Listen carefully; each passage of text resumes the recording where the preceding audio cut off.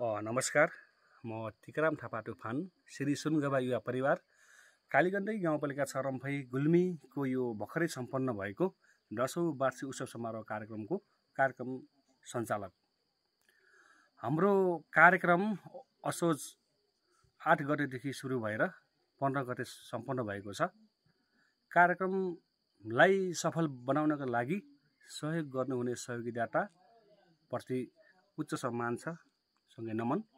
त्यसैगरी हाम्रो कार्यक्रममा आयोजित खेल अनि सांस्कृतिक कार्यक्रममा हाम्रो निमन्त्रणलाई स्वीकार गरेर आउनुभएका सम्पूर्ण खेलाडी तथा कलाकारहरूप्रति पनि उच्च सम्मानसँगै हार्दिक धन्यवाद व्यक्त गर्न चाहन्छु।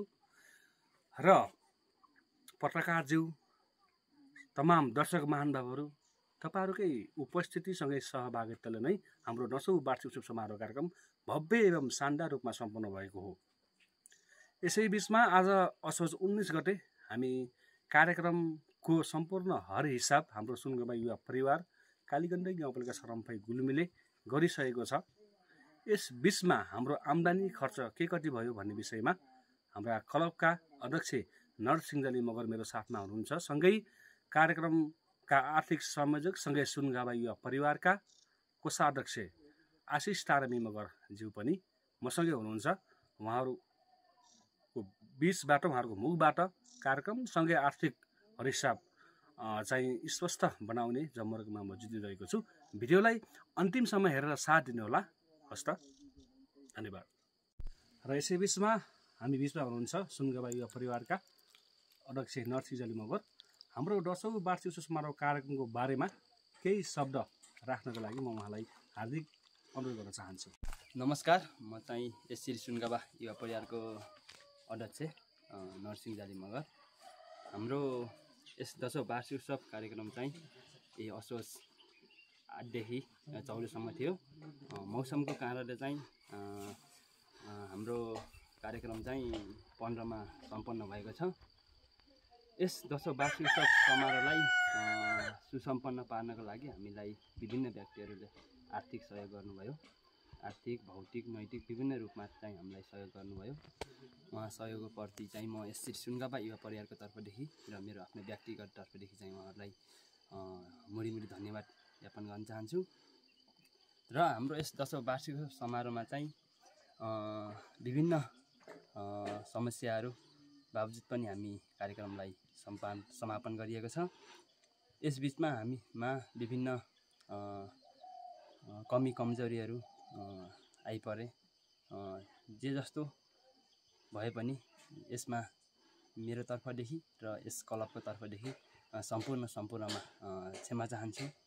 र आगामी वर्षमा चाहिँ हामी यस कमी कमजोरीलाई सुधारेर चाहिँ अगाडि बढ्ने कोसिस गर्नेछौँ भन्दै फेरि पनि सम्पूर्ण हाम्रो यस 10औं वार्षिक समारोहलाई सहयोग गर्ने सहयोगीदाताहरूप्रति यस क्लबको तर्फदेखि र मेरो व्यक्तिगत तर्फदेखि नमन गर्न चाहन्छु र सम्पूर्णमा धन्यवाद दिन चाहन्छु।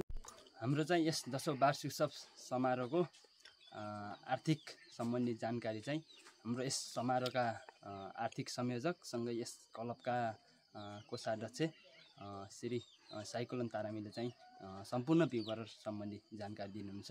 हस्त, धन्यवाद। नमस्कार, म यस सुनगबा युवा परिवारको कोषाध्यक्ष साथै यो सुनगबा युवा परिवारको 10औं वार्षिक उत्सव समारोहको आर्थिक संयोजक र नमस्कार गर्न चाहन्छु। अनि हामीलाई यो 10औं वार्षिक उत्सवमा जति पनि सहयोग गर्नुभएको छ सहयोगीदाताहरूप्रति र हामीलाई यस 10औं वार्षिक उत्सव समारोहलाई सुसम्पन्न पार्नको लागि उपस्थित हुनुभएका सम्पूर्ण खेलाडी भाइहरू तथा दर्शक महानुभावहरू, पत्रकारज्यूहरू सबैमा एकदम हृदयदेखि नै धन्यवाद ज्ञापन गर्न चाहन्छु। म आज हाम्रो यस सुनगबा युवा परिवारको 10औं वार्षिक उत्सव समारोह सकिए लगत्तै आज हाम्रो क्लबको मिटिङ बसेको थियो, जसमा आर्थिक आय व्यय कति के भयो, बचत कति के भयो, अब सबैलाई कौल्टुहल्टा लागेकै होला हैन। अब आर्थिकमा मैले पनि सहयोग गरेको थिएँ यति उटी भनेर हैन। त्यसबारेमा हल्का फुल्का हामीलाई आर्थिक कति सहयोग भएको थियो र बिएमा कति गएको थियो, खर्च कति भएको थियो र बचत हामीसँग कति छ भन्ने रूपमा छोटो मोटो रूपमा म हजुरहरूलाई जानकारी दिन चाहन्छु। जसमा हामीलाई जम्मा टोटल आम्दानी भनेको हामीलाई 3,90,000 जतिको हाराहारीमा हामीलाई आम्दानी भएको छ। यहाँहरू सहयोगदाताहरूलाई धेरै धेरै धन्यवाद दिन चाहन्छु र आगामी वर्षहरूमा पनि हामीलाई यसै गरी सहयोग आर्थिक भौतिक तथा नैतिक तरिकाले हामीलाई सहयोग गरिदिनुहोला भन्दै म विनम्र अनुरोध गर्न चाहन्छु। र त्यसपछि हामीलाई यसमा खर्च पश्चात हामीलाई लगभग हामीलाई 3,64,000 को आसपासमा हामीलाई खर्च अथवा बिए त्यहाँ भएको छ, जसमा घटाउँदा आम्दानी र खर्च घटाउँदाखेरि हामीलाई लगभग 60,000 जति हामीलाई आम्दानी भएको छ। यो आम्दानी हुनुमा यहाँहरूकै हात छ, तपाईँहरूकै हात छ, तपाईँहरूकै अनुदान भनौँ अथवा तपाईँहरूकै सहयोगले गर्दा नै हामी यहाँसम्म आएको हो। हामीलाई यति आम्दानी भएको त्यसमा म धेरै धेरै धन्यवाद दिन चाहन्छु। र खर्च यति धेरै कसरी आयो भनेर तपाईँहरूलाई कौतूहल लाग्न सक्छ। यसमा के भएको भन्दाखेरि आम्दानी पनि हामीलाई तपाईँहरूको स्पोन्सर भयो, अनि हाम्रो यस डिपोबाट पनि यसैमा मिसिएको छ, अनि हाम्रो मेसबाट पनि यसैमा आएको छ। तसर्थ हामीलाई त्यति आम्दानी आएको र खर्च पनि के छ भन्दाखेरि हामीलाई अहिले यो वर्ष 10औं वार्षिक उत्सवमा आइराख्दाखेरि हामीलाई यो पहिरो हाम्रो ग्राउन्डमा जुन पहिरो थियो माथिको, त्यो पहिरोको कारणले गर्दा हामीलाई ग्राउन्डलाई असहज गराएको थियो। त्यस कारणले गर्दाखेरि हामीले ग्राउन्ड पुनः सुचार गर्नु परेको थियो। त्यसमा हामीले तारबार पुनः नयाँ लगाएका छौँ। खर्च त्यसमा भएको हो, त्यसमा बढी नै खर्च भएको छ। त्यस कारणले गर्दाखेरि हामीलाई धेरै खर्च भएको हो। तर त्यति खर्च बावजुद पनि हामीलाई 60,000 बच्नु भनेको एकदम राम्रो हो। म यसमा धेरै तपाईँहरूलाई धेरै धेरै धन्यवाद दिन चाहन्छु, किनभने तपाईँहरूको साथ सपोर्टले गर्दा नै हामी यहाँसम्म आएको हो। र आगामी 11औं वार्षिक उत्सव पनि भव्य र सभ्य होस्, तपाईँहरूको साथ सपोर्ट रहोस् भनी म सबैमा उच्च सम्मानसहित धेरै धेरै धन्यवाद ज्ञापन गर्न चाहन्छु भन्दै यस मञ्चबाट म आज बिदा हुन्छु। हस्त नमस्ते, धन्यवाद।